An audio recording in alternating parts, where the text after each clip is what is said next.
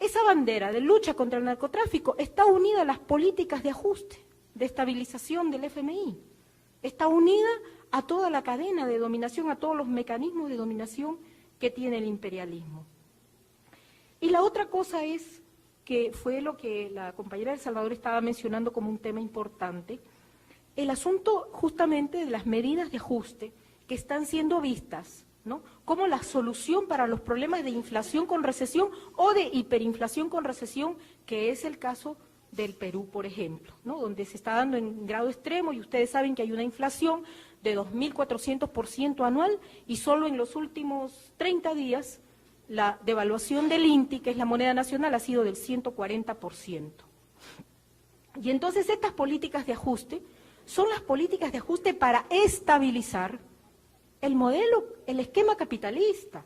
No es para estabilizar la economía en favor de nuestros pueblos. Y además es para estabilizar la economía en favor de una fracción del capital que es el gran capital, es la fracción monopólica del capital, tanto del capital imperialista como del gran capital de las grandes burguesías en cada uno de nuestros países, al interior de nuestros países. Pero esas medidas de ajuste tienen un costo social altísimo y que más bien tienen el efecto contrario de lo que quieren lograr. Entonces, la pregunta de que si esas políticas de ajuste van a significar la consolidación de las derechas y de las democracias restringidas, nosotros decimos no, no van a significar su consolidación. Vamos a seguir profundizando más bien la crisis social, política y económica de nuestros países.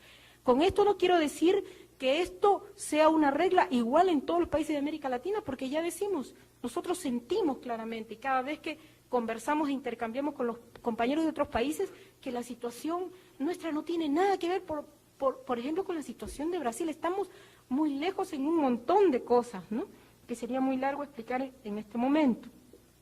Ahora, nosotros vemos también un punto que nos parece muy importante, que es de fondo en toda esta ofensiva imperialista, es que no podemos mirar el desarrollo capitalista, ¿no?, o lo que está pasando en las economías, sobre todo de Europa Occidental, que son miradas por Europa del Este, como el paradigma, como el referente, como lo deseable, como el objetivo, pero sabiendo que dentro de eso ha habido una ofensiva ideológica muy fuerte del capitalismo, sustentada, por supuesto, en los errores y desviaciones de los regímenes del campo anteriormente llamado socialista. Entonces, ¿qué pasa? Que nuestro referente no puede ser eso, porque además es imposible, desde el punto de vista de desarrollo capitalista, que en los países de América Latina, por lo menos en los nuestros, digo, el caso de Brasil puede ser tal vez una excepción, nosotros no lo conocemos muy a fondo,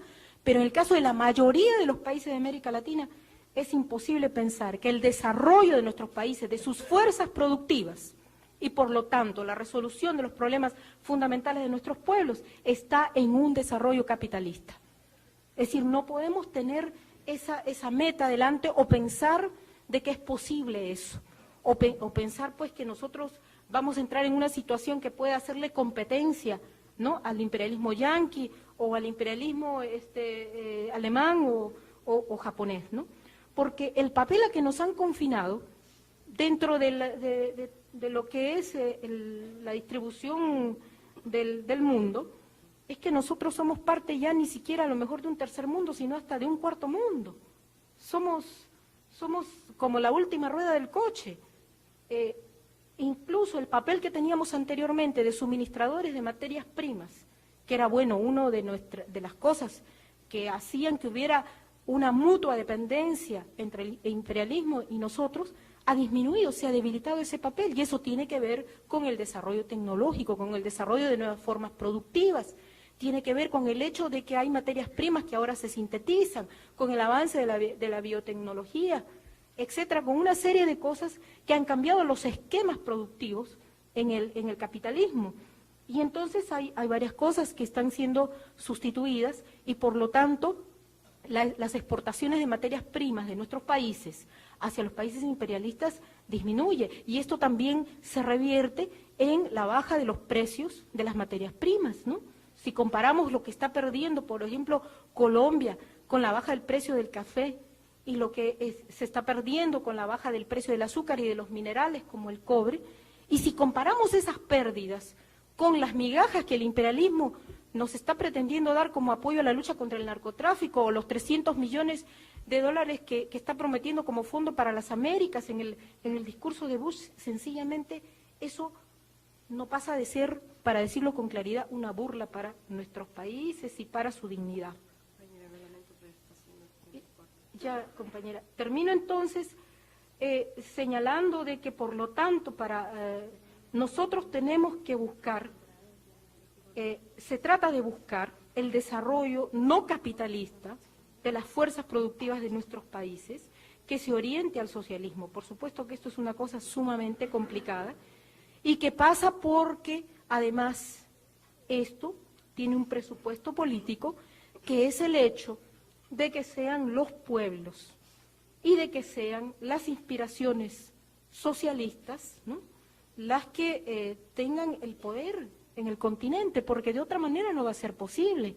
Mientras el poder en los gobiernos de América Latina esté en manos de las burguesías, y aunque haya gobiernos que hagan remedos o intentos o poses de nacionalismos o de populismos, nosotros sabemos perfectamente que eso es muy transitorio y muy débil, y que lo más que se puede hacer en determinados momentos son algunas presiones de orden político o de movilización popular para que el gobierno de turno haga alguna cosa que pueda hacer algo que favorezca a nuestros pueblos, o que signifique pararle un poco la mano al imperialismo, pero que ninguna de esas cosas es una solución fundamental, y por lo tanto eso plantea que la lucha por la democracia y el socialismo, que es nuestra opción, ¿no?, es primero que nada la lucha contra el imperialismo y contra el modelo de desarrollo capitalista en nuestros países. No podemos confundir la lucha contra el burocratismo y por la construcción del poder popular, del pueblo en el poder y en el gobierno, con la defensa de las democracias restringidas que corresponden a una clase que es opresora, que no corresponde a los intereses populares. Muchas gracias, compañera. Muchas gracias, compañera.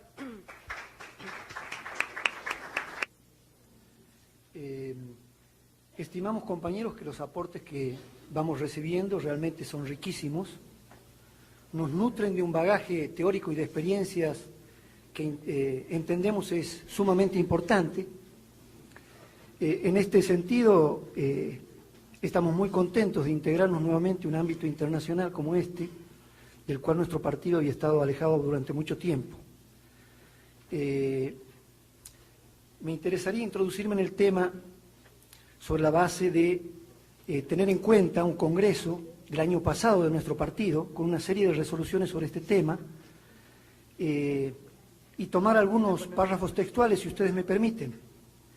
En este sentido, se ha dicho aquí y se había reiterado sobre el hecho de que estamos sumidos en un proceso de internacionalización del capital, de reconversión del capitalismo a escala mundial, y que esta reconversión adquiere tal profundidad y extensión que modifica en algunos aspectos sustanciales la propia noción de imperialismo y las formas de dominación y de dependencia, y crea, por lo tanto, la necesidad de un replanteo en el concepto de liberación nacional y social.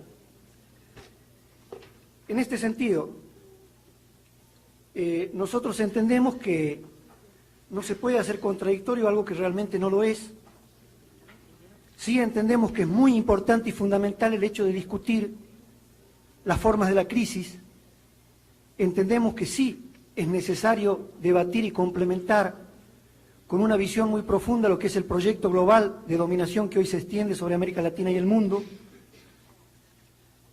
Y entendemos también que es fundamental, a partir de ello, dirimir si estamos a la ofensiva o estamos en un proceso de defensiva, porque de esta manera se va a enriquecer efectivamente la táctica y la estrategia que elaboremos de aquí en más. Voy a ser reiterativo en la afirmación de algunos conceptos. La crisis, si bien perturba y anarquiza en el sistema, en tanto no pueden ser aprovechadas por los trabajadores y las masas populares para resolverlas en su favor, en términos de poder, devienen mecanismos reguladores y perfeccionadores del sistema. En una situación de fortaleza económica y militar del capital y ausencia de un proyecto alternativo de sociedad, estas crisis no son demostraciones de debilidad del sistema. Por el contrario, expresan nuestra debilidad, resaltando la crisis ideológica y política del movimiento revolucionario internacional, que se corresponde con la pérdida de capacidad de lucha de la clase trabajadora y de los pueblos. Las clases dominantes, tanto del centro como de la periferia, han aprendido a regular la crisis, dosificándola en función de sus intereses, ya sea profundizándola en forma salvaje, ya sea atenuando sus efectos, destruyendo en su propia inercia tanto a los competidores más débiles en cada área del mercado como a las capacidades del pueblo para resistir su ofensiva. De este modo, una situación que aparece destructiva para la nación se convierte en mecanismo de consolidación del nuevo poder, debilita a sus adversarios, contribuye a la realización de sus objetivos. Es decir, analizábamos el año pasado, el capitalismo viejo no genera toda la riqueza necesaria para la revolución tecnológica en coexistencias con las formas productivas anteriores y sus mecanismos normales, crédito público y privado, política de inversiones, impuestos, se agotan sin terminar de posibilitar una consolidación plena de las nuevas formas productivas. Pero estas formas avanzan y por ahora de la mano del imperialismo. Actualmente estamos observando que ese proceso de reconversión está llegando a los últimos capítulos en lo que hace a la estrategia del capitalismo a nivel mundial. Y refiriéndonos a la firmeza del sistema, es claro cuando decimos, lejos de estar cada vez más débil, el capital está cada vez más fuerte y remodela, perfeccionando sus relaciones de dominio mundial y nacional. Por otra parte, con el recrudecimiento de la crisis y su prolongada duración, el capital no solo ha quebrado y evidenciado la insuficiencia de las organizaciones obreras, sino que subraya la necesidad urgente de reconocimiento y remodelación de las formas de dicha organización. Es decir, acá no se trata de negar el hecho del avance del capitalismo. Lo trágico realmente sería no verlo en toda su profundidad. Remodelación del capital significa tanto remodelación del capital constante como del capital variable, y con ello la lucha contra el capitalismo.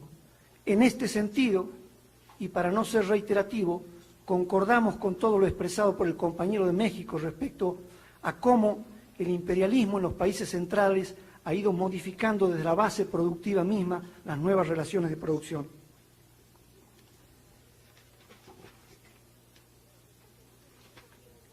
Es decir, la reconversión no solo crea otro tipo de formas productivas, sino otro tipo de trabajadores, otros factores sociales con nuevas limitaciones y nuevas potencialidades para la tarea histórica del socialismo. Lucha de larga duración, larga marcha, dicen varios autores marxistas mexicanos. Nosotros le agregamos defensiva estratégica. Esta defensiva estratégica es la etapa, es la característica de la etapa por la lucha por el socialismo en que estamos y está siendo asumida por los trabajadores, las capas medias, las naciones del tercer mundo y los países socialistas, con mayor o menor grado de iniciativa y capacidad de lucha, pero con una discordancia total que nos pone en general a merced de la mayor capacidad de planificación del capital en el ámbito internacional. En este sentido, no se trata de luchar o no luchar. En nuestra América Latina no hay espacio para no luchar, ya que aquí, al igual que en el resto del mundo periférico, la ofensiva del capital cae casi sin mediaciones de ningún tipo y en forma descarnada, violenta sobre los trabajadores y las masas populares en general. Podríamos decir que la lucha, la confrontación de clases, más allá de lo deseable, de lo táctico y lo estratégico, es inevitable y por lo tanto hay que darla con firmeza. El problema, reiteramos, no es luchar o no luchar, porque los pueblos siempre resisten. Lo que debemos resolver es cómo damos la lucha, de manera de no seguir retrocediendo, desgastar al enemigo, ponerle obstáculos para que podamos desarrollar nuestra estrategia de acumulación. Este es el camino. Va a ser necesario establecer, por lo tanto, alianzas tácticas que contribuyan a dirimir la guerra comercial y tecnológica en el terreno de las comunicaciones, la informática y la telemática, la energía, la petroquímica, la industria militar y espacial, etcétera, en contra de los capitales más agresivos, menos racionales, por así decirle, liderados por la ofensiva yanqui. En este sentido, es válida la política de bloque, entendida como alianza de naciones y fuerzas sociales y políticas, de países centrales y periféricos, y el reclamo de una suerte de pacto social internacional, entendido para nosotros un nuevo orden económico internacional, concordando en la lucha por la paz, el desarme y la democracia. Compañero, su tiempo. Nuestro papel en este plano es impulsar la conformación de un bloque latinoamericano, económico, político, cultural, que defienda los intereses de la región y aumente la capacidad de negociación entre los embolcamientos mundiales del imperialismo. Los espacios estratégicos para América Latina, en primer lugar, Argentina, Brasil y México, son los países claves para fijar cualquier estrategia en el marco latinoamericano, ya que el acceso al poder de las clases populares alteraría la correlación de fuerzas en la región. Rescatar las luchas de El Salvador. Asimismo, Cuba y Nicaragua siguen constituyendo la avanzada de esta revolución que asumimos y, por lo tanto, el principal objetivo de aislamiento por parte del imperialismo está vigente.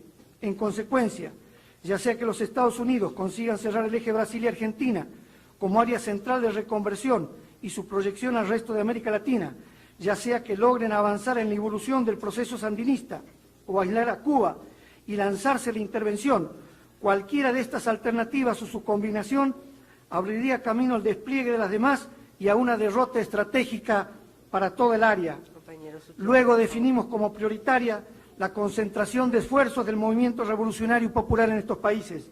En segundo lugar, la construcción de un nuevo bloque histórico, concebido en dimensión latinoamericana y mundial, implica tanto el aspecto político y organizativo como el económico. Esta concepción está implícita en lo que hace a participar como sujeto del nuevo bloque histórico.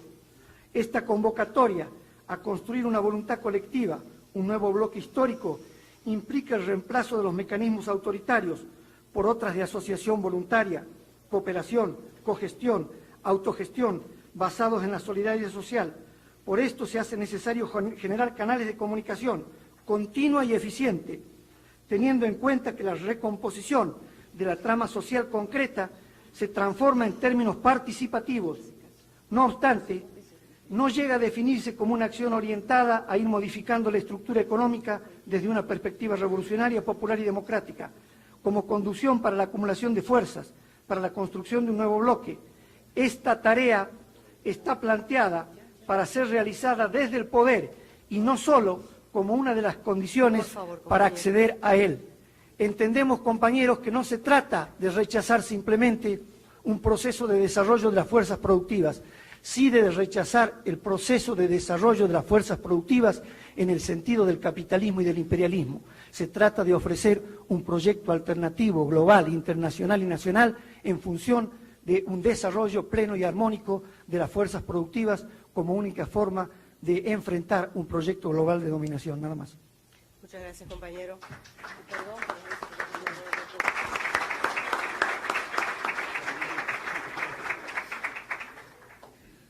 Hablo en mi nombre personal. Soy historiador especializado en historia económica. Ahora permítanme hablar en el idioma de mi país. Voy a hacerlo despacio y espero hacerme compreendido. Eu vou me cingir ao tema que está na ordem do dia. Portanto, vou falar do capitalismo, não do socialismo, real ou irreal, porque este é o tema de amanhã. Eu creio que, na consideração do capitalismo deste fim de século, precisamos ter uma perspectiva histórica. O capitalismo mundial viveu a primeira metade do século XX como a época de sua pior crise. Aí sim, a palavra crise tem sua razão de ser. Foram 2 guerras mundiais, com cerca de 70 milhões de mortos. A geração de um monstro como o nazismo. E a maior depressão econômica da história do capitalismo, iniciada na célebre sexta-feira de outubro de 29. Uma depressão que se prolongou numa estagnação econômica que, na verdade, só teve saída com a Segunda Guerra Mundial.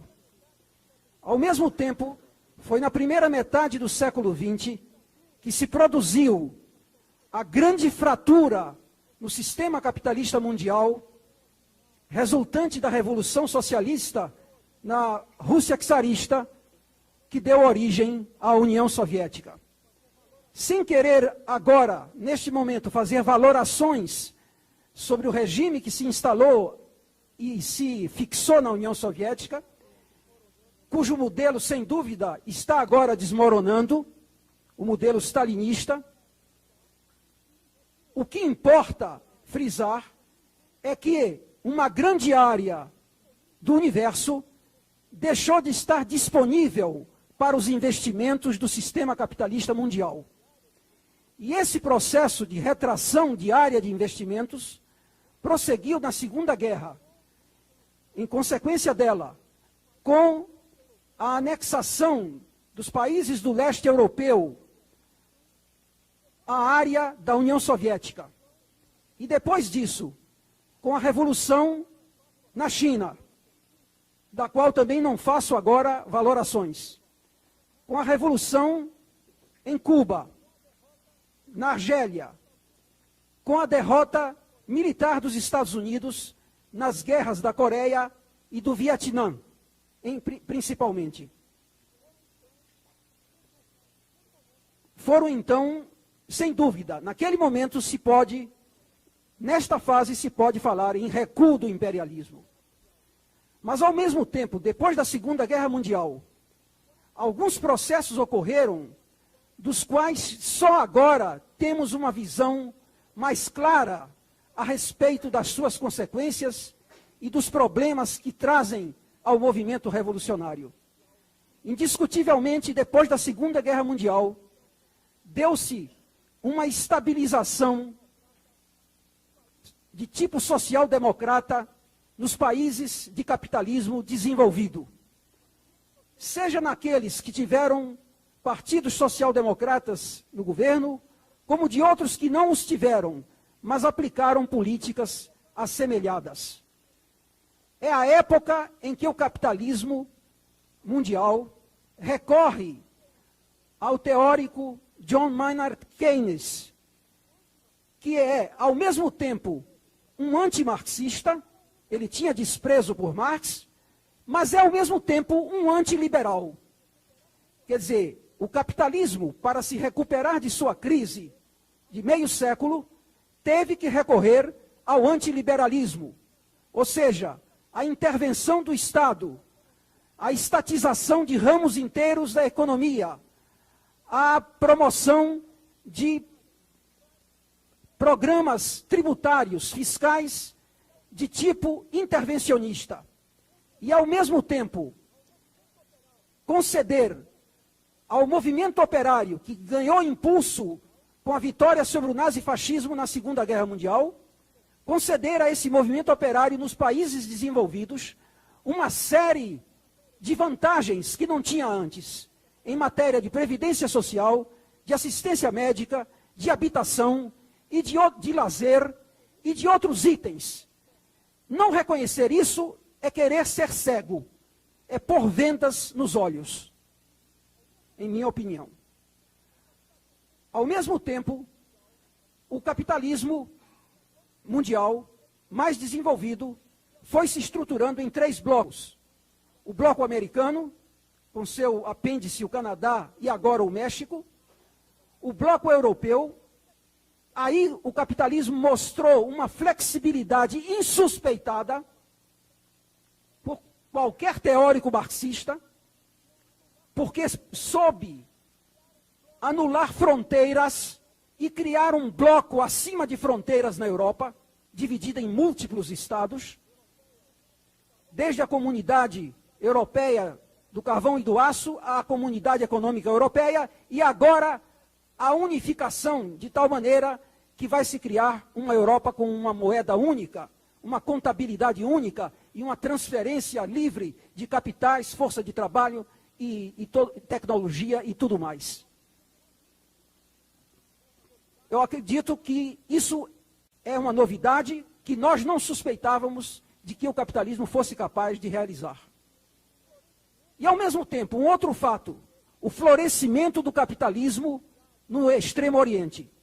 A perda de áreas muito importantes no leste europeu, na União Soviética, na China e até na América, no caso de Cuba, que não tem uma importância econômica tão grande, foi compensada largamente com o florescimento do capitalismo no Japão. A tal ponto que hoje é fora do real dizer que capitalismo é um fenômeno do Ocidente. Capitalismo é também um fenômeno, no seu mais extremo grau, do Oriente. Ao lado do Japão, Coreia do Sul, Singapura, Taiwan, Tailândia, enfim, os chamados tigres asiáticos. Essa expansão, na segunda metade do século XX, a partir principalmente dos anos 70, ganha uma base no que tem sido chamado de revolução científico-tecnológica e à qual já aludiram, antes de mim, vários oradores. Eu não quero entrar em detalhes a respeito dela, porque isso seria tomar um tempo demasiado. Mas, sem dúvida alguma, nós estamos num novo ciclo produtivo no mundo. E a vanguarda deste ciclo são os países capitalistas desenvolvidos. O ciclo da informática, da robótica, da industrialização dos serviços, da criação de novos materiais, da biotecnologia, do novo tipo de comunicações, da energia nuclear, da astronáutica e de muitas coisas mais. Este ciclo novo que se inicia, que está sendo aplicado nesses países desenvolvidos, numa escala muitíssimo maior do que em quaisquer outros, conduz a uma altíssima produtividade, que não é acompanhada pela queda da jornada de trabalho.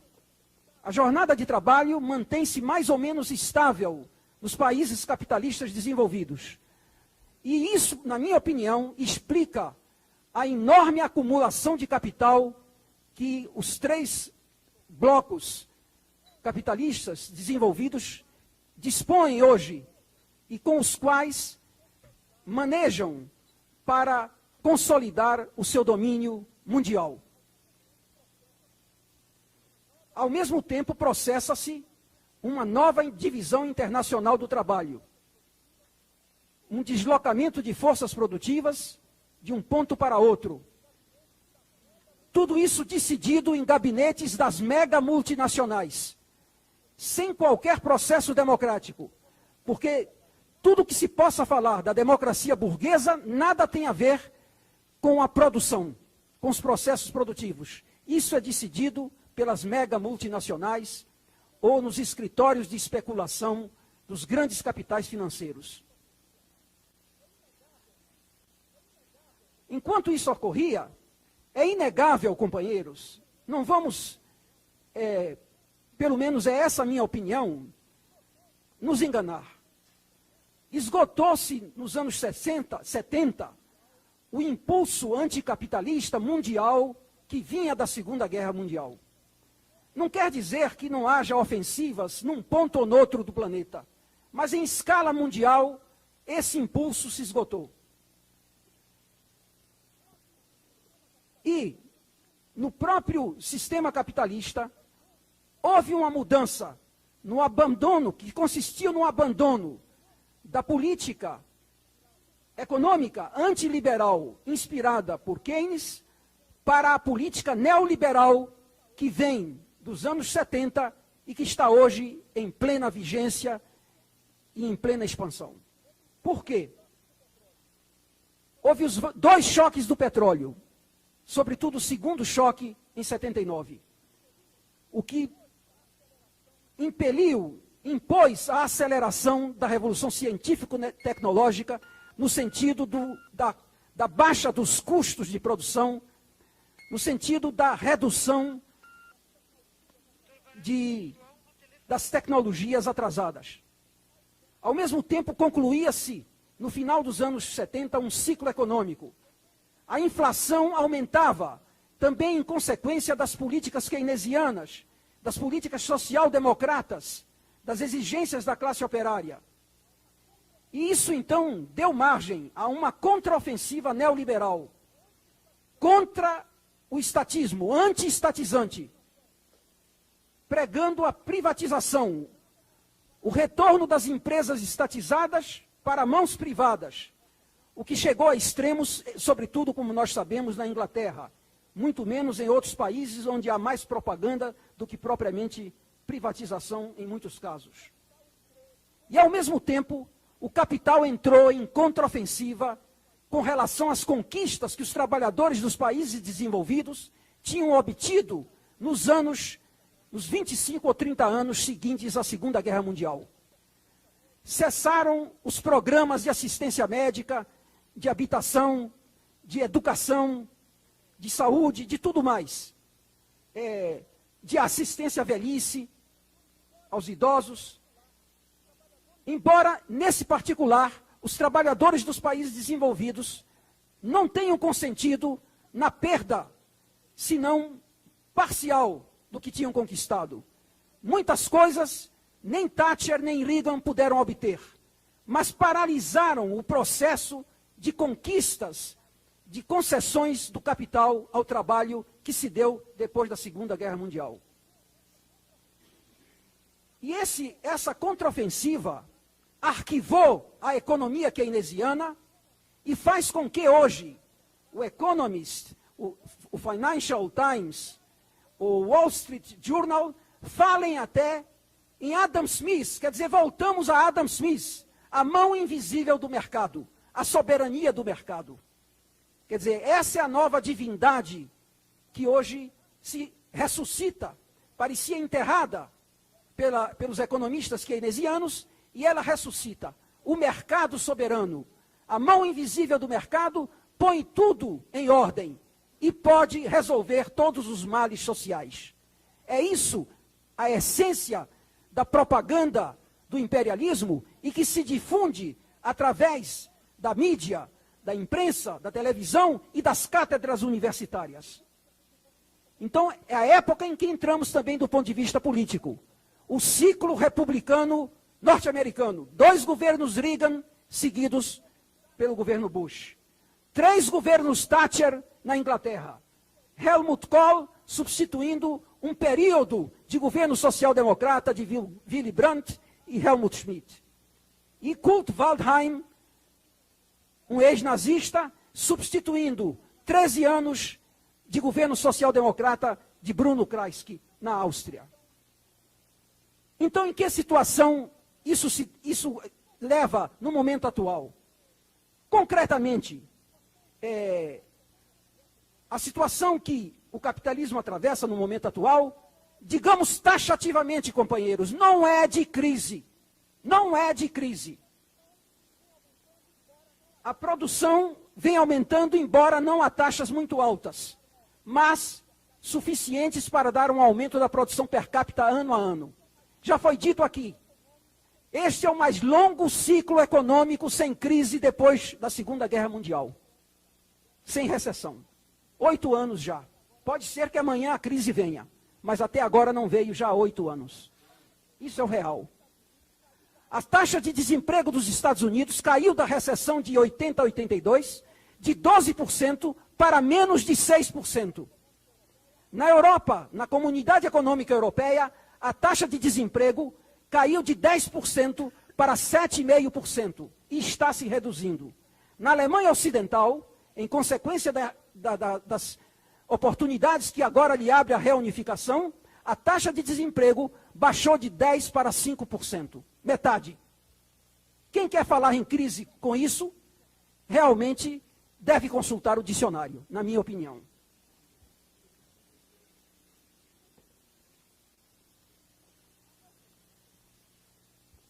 A meu ver, além disso, esse é um tema da ordem do dia de amanhã, coincide que essa situação, essa conjuntura do capitalismo se acopla desde esses anos 80 com a desagregação do que se chamava o campo socialista, com toda essa crise do chamado socialismo real, ou outro nome que tenha, mas que não era capitalismo e que não vem sendo ainda capitalismo. É acompanhado de uma grande ofensiva ideológica e política, à qual eu já me referi. E aqui eu quero também dar uma resposta, porque isso foi indagação de vários oradores. Há ofensiva ou não do capitalismo? Na minha opinião, a conjuntura atual é de ofensiva do capitalismo mundial. Se não compreendermos isso, também não poderemos traçar a estratégia adequada às forças revolucionárias. Vamos cometer, evidentemente, erros, entrar por caminhos que não nos levarão aos nossos objetivos. Resumindo, eu repetiria o que já escrevi e já afirmei. O capitalismo está vivendo a sua segunda Belle Époque, assemelhada mais ou menos àquela Belle Époque que precedeu a Primeira Guerra Mundial. Com relação à América Latina, vários oradores de vários países já trouxeram magníficos esclarecimentos à situação trágica em que essas mudanças mundiais a estão colocando.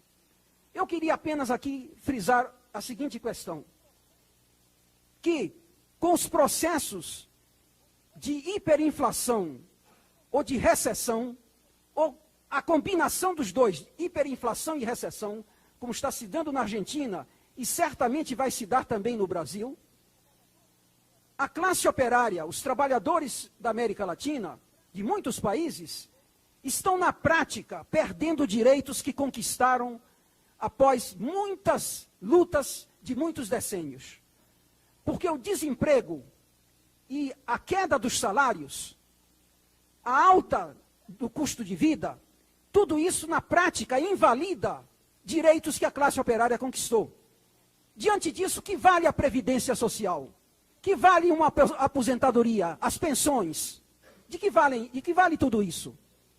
Isso não traz senão uma mitigação ínfima para a situação de operários, de famílias que estão no desemprego e que não podem sequer comprar o mínimo necessário para viver. O que leva ao aumento da marginalidade, da criminalidade e de todos os fenômenos negativos, de degradação mesmo, que atingem os próprios trabalhadores.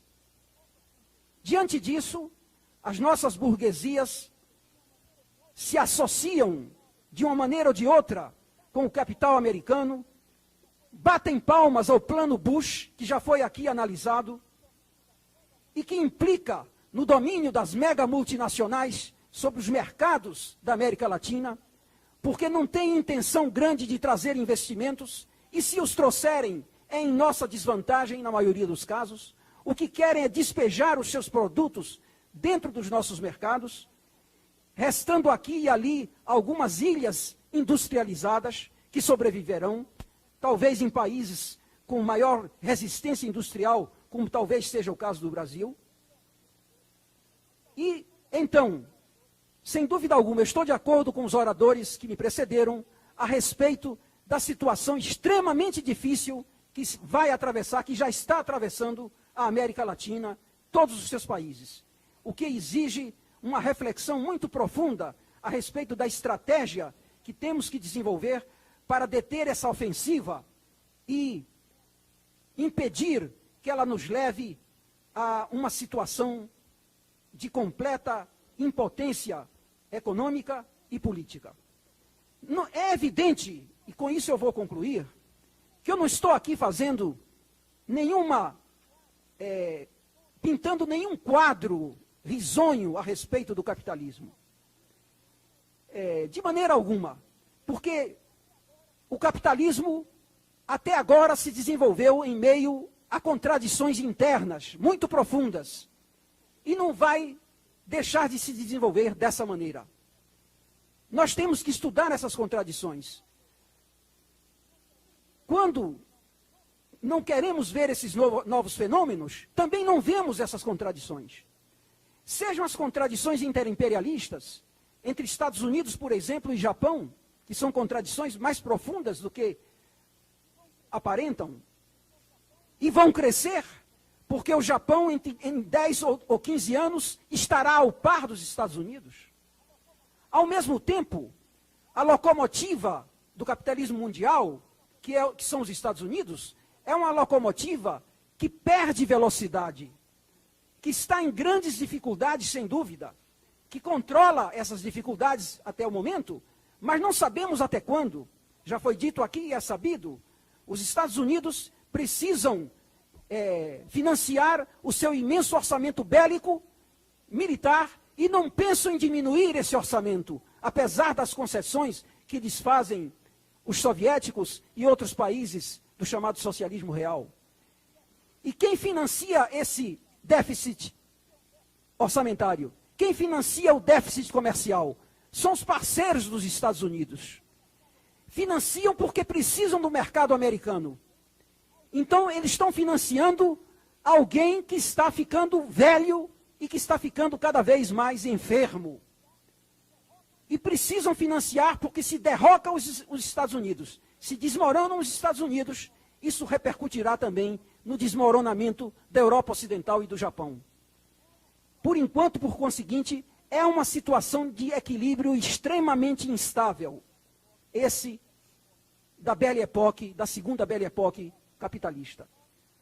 O fosso entre ricos e pobres, segundo várias pesquisas, até mesmo na França, onde há um governo socialista, se acentua.